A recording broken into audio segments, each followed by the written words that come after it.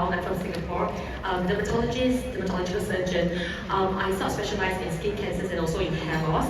So I also do hair transplant surgery, but the main content of my lecture will be more in terms of medical management for hair loss.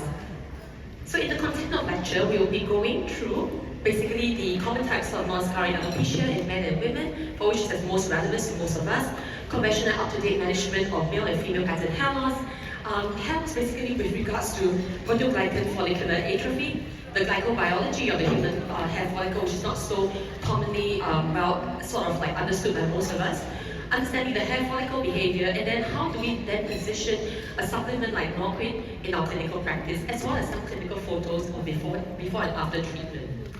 So hair loss, basically, can hair loss grow back? The first premise is to first subdivide hair loss into scarring and non-scarring types of hair loss.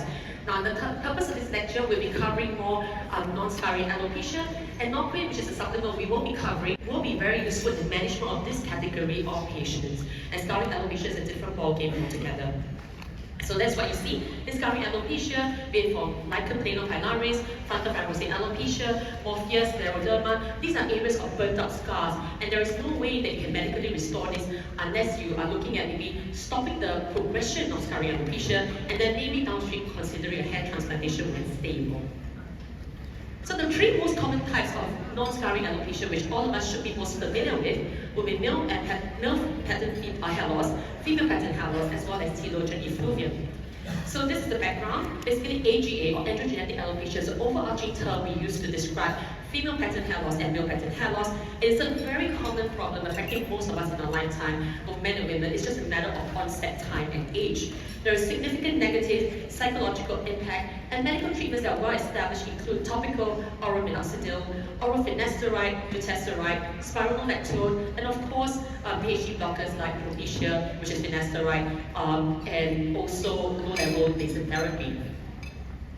Now, the prevalence of male pattern hair loss, as you can see, over 80% of men will face hair loss in their lifetime. You see an incremental growth with regards to the segmentation in age groups, and the severity of hair loss will also proportionally increase with age.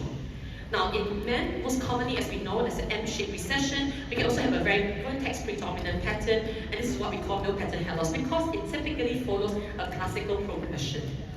So you see a typical bitemporal recession in the anterior part of the hairline, or sometimes a vertex predominance, and in these areas there is progressive miniaturization. So hair follicles go from being terminal to intermediate and then are miniaturized. So usually for grading of male pattern hair loss, we are all familiar with the normal Hamilton grading or classification from type 1 to type 7 in terms of severity. And in men, the most sensitive hair follicles are located on the temples and the hairline, as well as the crown of the vertex, and that's why we call it male pattern hair loss. It is this progressive miniaturization during successive hair follicles or hair cycles in a process known as follicular miniaturization. So you oftentimes see variation in hair caliber or diameter across the area that's being affected. Now, what's the main triggering etiology? We know that patients produce testosterone in puberty is being produced, and then that's when you can have conversion to dihydrotestosterone, which is the main triggering etiology. This is the endogenous sex hormone produced in the organs, including the hair follicle, from testosterone by intracellular enzyme 5-alpha reductase. And hence, DHT is significantly more potent agonist of androgen receptor than testosterone, and is the main mediator of androgen effects in sensitive hair follicles. What does DHT do? DHT triggers a cascade of metabolic reactions which induce basically a gradual shortening of anagen and a step-by-step degenerative alteration in the lower parts of the hair follicles known as follicular miniaturization. What then about female patients? This is a bit more complex as women are not straightforward, and unlike men, women rarely develop full true baldness. This is the Ludwig classification, grade 1 to grade 3. Now 40% of women by 40 do experience some degree of female pattern hair loss, and it tends to peak around the perimenopausal period. So by 50, maybe 50 to 60% of women might experience a degree of female pattern hair loss. This is a Christmas tree pattern. You typically see a widening of the mid-part line. The prevalence of more than 70% of women with female pattern hair loss have this pattern, with increased diffuse loss towards the front. So you see the zigzag Christmas tree appearance. So the expression in female pattern hair loss versus the male counterparts in male pattern hair loss is slightly different. This is an example of a patient of mine, the close-up tracoscopic view, where you see a variation in hair caliber, thickness, you see a lot of miniaturized thinner hairs, and mixed with thicker terminal hairs as well. This will be a Ludwig 2 to 3, quite severe female pattern hair loss. Now, the key is to understand that women and men are quite different. The pathophysiological influence of androgenetic elevation in men and women are differing because there is limited androgen-driven miniaturization of the hair follicles in women. Do note that women actually have 18 times lower levels of plasma testosterone than men. We also have 50% less expression of 5-alpha reductase than men. And hence, women typically have more expression of female pattern hair loss than their male counterparts, and women usually retain the frontal hairline unless they have some androgen excess.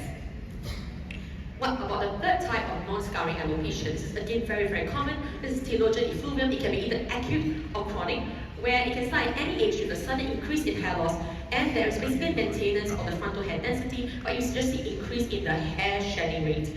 Typically, the acute forms of TE have a time interval of between 2 to 3 months between the triggering factor and the onset of TE. It's commonly observed from 4 to 6 months.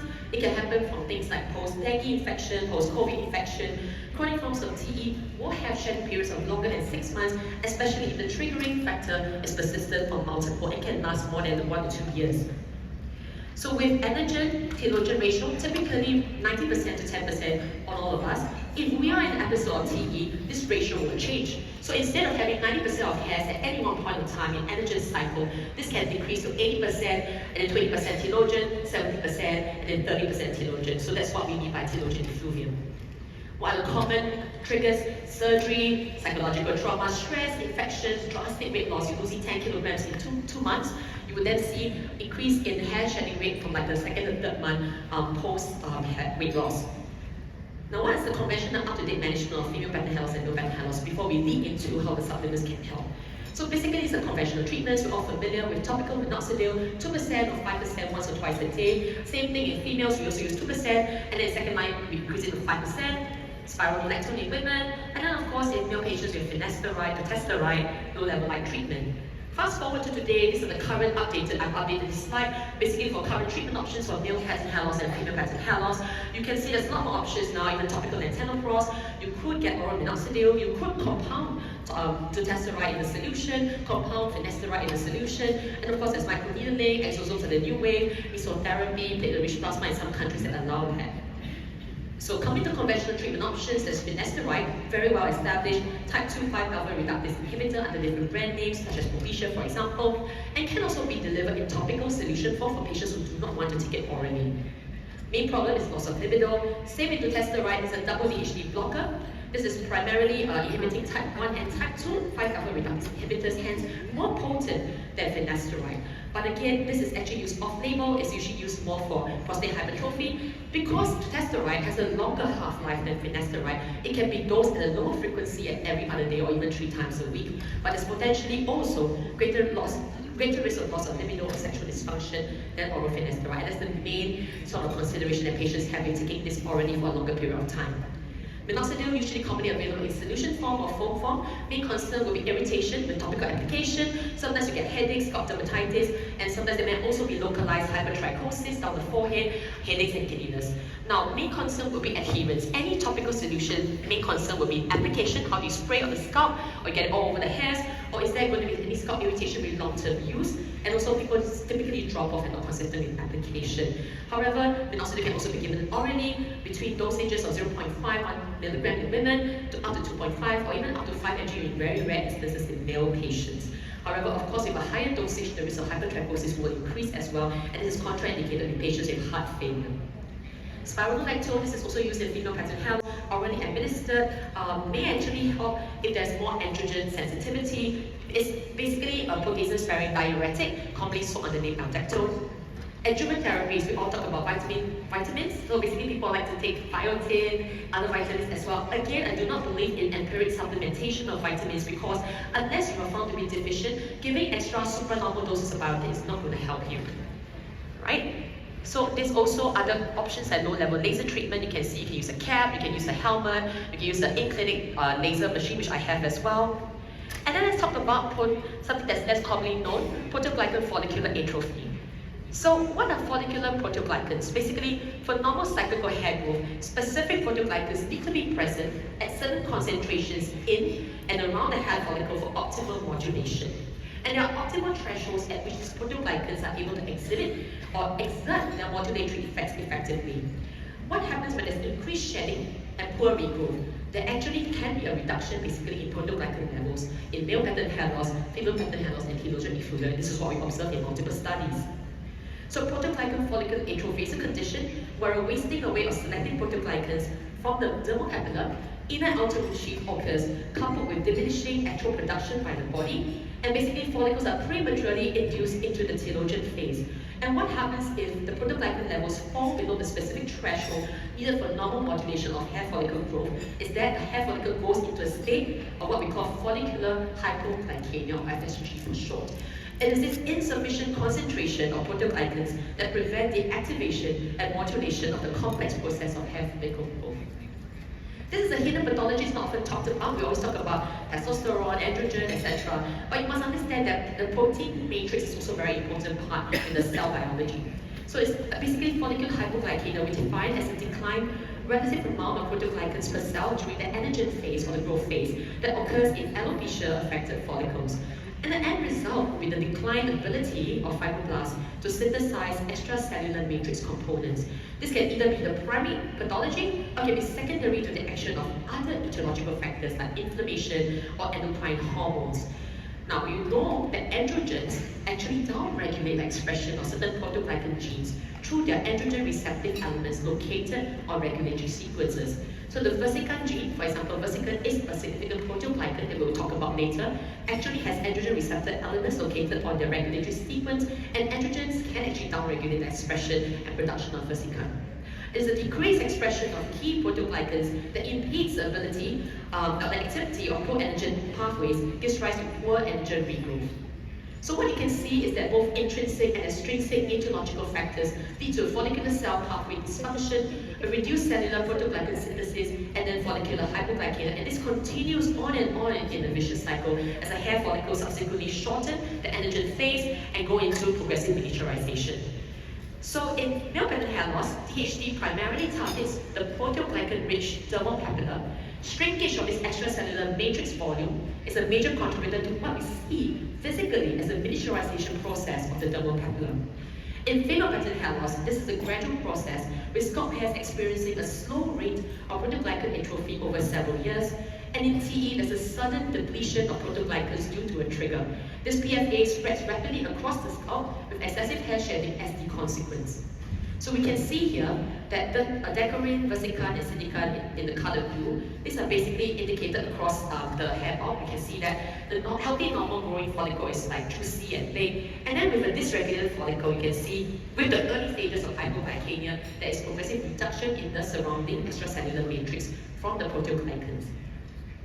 What you see with normal hair growth and signaling is this. On the left side, you see an anagen, so the Wnt signal is high, DKK1 is low, and then in telogen, the opposite happens. Wnt drops and DKK1 increases, and you also see less of the blue surrounding protoglycans.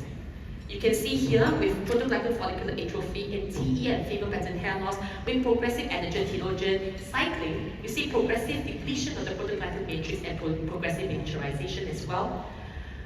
Do note that initially, when you first have follicular hypoglycemia, it doesn't actually affect the macroscopic size of the follicle. But progressive rapid cycling like this can actually deplete the follicular protoglycans and then give rise to a gross dysfunction of key follicular cell proliferation and the disturbed hair growth cycle.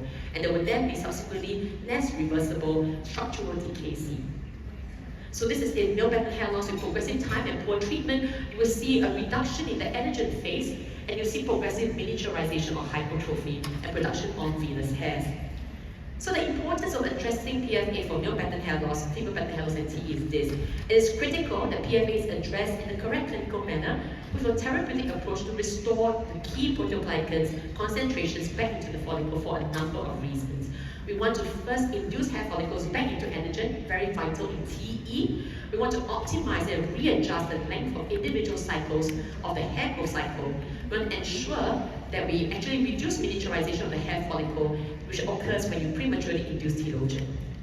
Now, the two standard medications, finasteride and minoxidil, have not been proven to improve the metabolism of follicular protoglycans and therefore are not appropriate treatment options for PFA. What is the glycobiology? So what are proteoglycans basically? So proteoglycans have massive molecular diversity and are complex, regulating a number of processes in the body. And proteoglycans are the third biological language after DNA and proteins. So basically, proteoglycans have one or more glycosaminoglycan side chains attached to a core structural protein. It's long been known to play important roles in the maintenance of protein conformation and solubility. Otherwise, they also mediate biological activity, the intracellular sorting, externalization, etc., etc. But you know that in the human hair follicle, the distribution of proteoglycans in the human hair follicle was actually first described in the early 1990s, namely for Seneca, Prolica, Decorin, and Versican. And then with immunological tools, we're able to highlight the location of these proteoglycans to see the complex interplay they play across various phases of the hair cycle. So this diagram shows the distribution of these proteoglycans mentioned in the different hair follicle compartments. As you can see, a lot of versicans surrounding the outer, the connective tissue. And then I want to move on in the interest of time to understand the hair follicle behavior. So, as mentioned, the hair follicle is the only organ in mammals that will sequentially and repeatedly transit from a phase of active fiber production, which is anagen phase, to a resting phase of telogen through rapid phases of tissue regression, known as catagen, and regeneration. The new concept now postulates the existence of a bistable equilibrium which controls human hair follicle dynamics, including an active, steady growth phase known as the anagen and the resting dormant winter phase known as telogen. And it's believed that the mesenchymal and epithelial oscillators control the switching between these two steady states. And this is actually mediated by a complex, extremely complex dynamic network of interacting activators and inhibitors. So we can see the follicular homeostasis in this picture here. When you see there's more telogen in red in the pie, there will be increase in signaling such as DKK1, FGF5, and decrease in Wnt, as well as decrease in IGF1.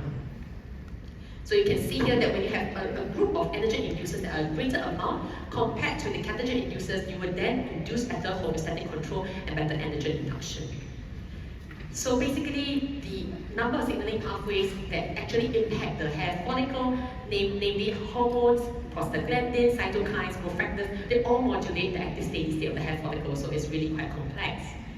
So with protoglycan deficiency, what happens is with DHT, so DHT stimulates the papillary cells to secrete one of the known inhibitors, DKK1. This is a potent catagen inducer, which I showed earlier in the previous slides.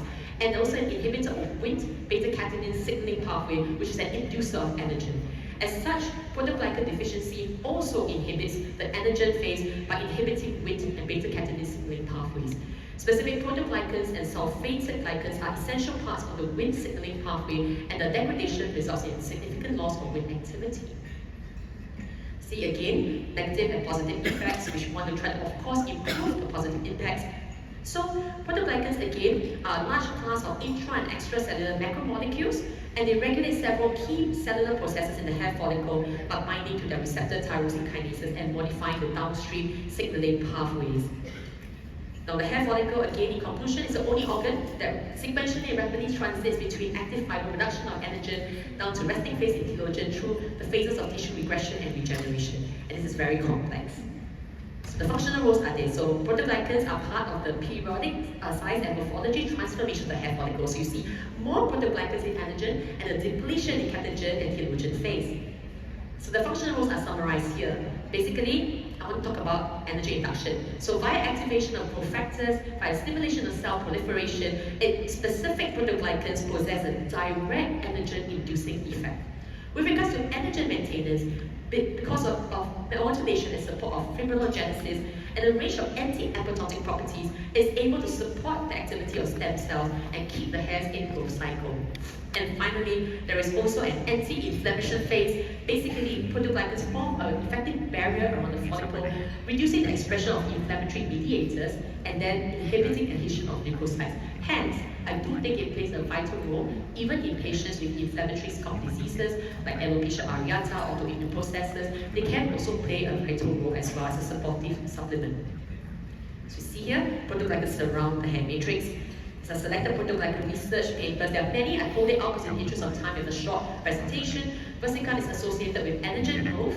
Versican levels peak during anagen. This is one of the key protoglycans found in the supplement. And then this is what we're going to talk about, protoglycan replacement therapy and the development of Marin XP. So basically, proteoglycan replacement therapy mitigates follicular hypoglycemia by directly depositing the proteoglycans into follicles and allows them influx of building blocks. It induces anagen in dormant follicles by actually anagen-inducing effects of the bioactive proteoglycans that regulates the aggregated growth of dermal capillary cells.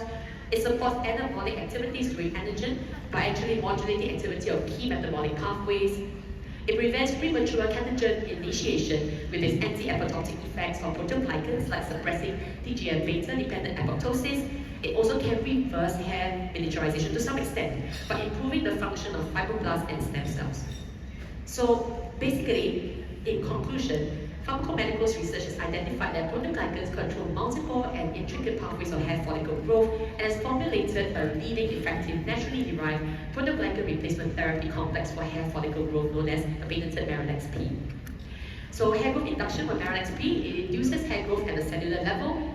Maintenance of the growth phase, MarinXP actually prolongs and maintains the anagen phase, increasing the life cycle of the hair follicle. And also, basically, you can see this in the box that we have. Hair growth in clinic is actually indicated for both women and men as a clinical therapeutic option that works at the cellular level to induce anagen and promote the prolonged anagen phase of hair follicles. Now, each hair growth in clinic tablet contains 300 milligrams of a proprietary marine extracted complex of specific proteoglycans known as MarinXP. It's specifically formulated for the treatment of non-scarring alopecia like female and male pattern hair loss and TE. And they have very high ratios of what mentioned earlier on, certain bioactive proteoglycans, namely vesica, decorin, and silicon, which are critical to hair follicle cycling homeostasis. What is the positioning then? So basically, it is extremely safe, it's natural-based, no side effects, easy to use, so that's a key point. It also is suitable for long-term use versus a plethora of generic and branded vitamins. Again, I mentioned generic multivitamins do not really play a role in basically supporting hair growth unless the patient is found to be deficient in zinc or vitamin D, let's say. There's also some side effects with the other oral medications that we mentioned or even topical minoxidil. So based on the efficacy clinical trials, you can use it actually in female pattern hair loss as one of the first line monotherapies or add-on treatments. And then of course, due to the chronic nature of female pattern hair loss, the maintenance phase will still be required downstream with the supplements. Usually, clinical effects are noticed from 3 months of therapy onwards in the form of reduction in hair shedding. Likewise, in male pattern hair loss, it can be indicated as a combination therapy with either oral or topical hair loss medications. And you can see that it's recommended to continue full dose hair growth treatment for a minimum of 6 months. With TE, many patients with acute or chronic forms of TE are actually not content with just waiting out the period of time, and they're willing to take an active part in the treatment. Minoxidil is the only medication really available indicated for TE, but it's a pregnancy category C medication and not so suitable for certain patient groups, and hence norpin can be a useful adjunct. These are clinical examples. I'll finish with this. So this is the patient you saw earlier on with quite severe female pattern hair loss with a lot of miniaturization. So this is with progressive combination treatment.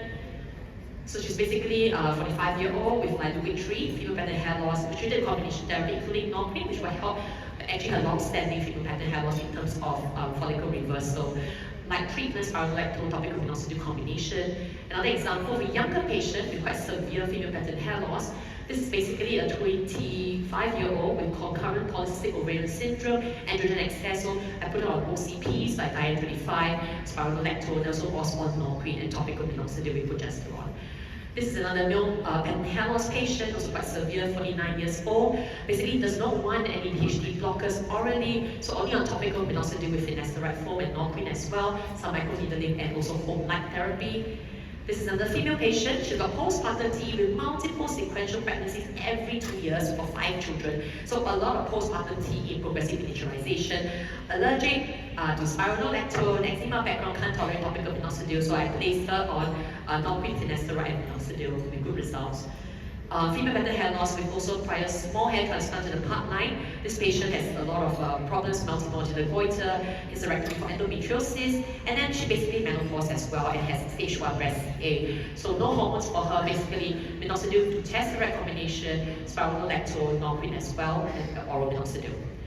30-year-old patient, female pattern hair loss combination therapy, again with norquin involved, topical minoxidil and oral minoxidil. I typically like to combine treatments sometimes when it's quite severe because you really, sometimes for monotherapy it's difficult, depending on the patient. I have patients on monotherapy, and it's a 23-year-old patient with very severe early onset male pattern hair loss. Again, no oral DHT blockers, intralesional dutasteride, norpin supplements, topicals. Another patient as well also declined oral DHT blockers, intralesional dutasteride, topical minoxidil, norpin supplements. This is a patient combination with hair transplant, so basically on oral dutasteride, topical minoxidil, and also on norpin, which helps with this regrowth as well, especially post hair transplantation. There's also a period of shedding. I like to put patients on supplements during that period of time. Thank you.